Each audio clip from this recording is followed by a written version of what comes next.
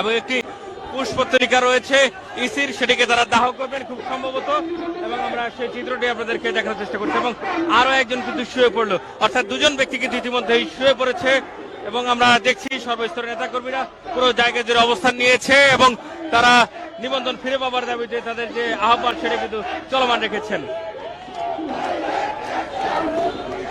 আমরা দেখছি ইসির যে পুষ্পতলিকা রয়েছে সেটিকে কিন্তু এই মুহূর্তে তারা দাহ করছেন, অর্থাৎ প্রধান নির্বাচন কমিশনার যে রয়েছে তার প্রতিকৃতি কিন্তু তারা এই মুহূর্তে পুড়ে ফেলছেন।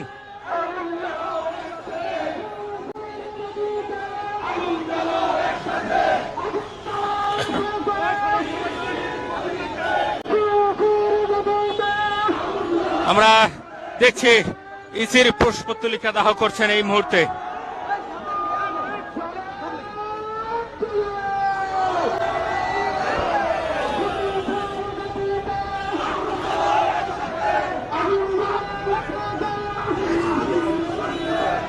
আমরা দেখছি এই পুষ্পতলিকাটাকে অনেকে কিন্তু মাটিতে ফেলে দেওয়ার পরে পা দিয়ে পাড়াচ্ছেন এবং তারা অনেকে কিন্তু জুতা মারছেন ইসিকে, এবং সেই চিত্রটি কিন্তু আপনাদেরকে দেখানোর চেষ্টা করছি।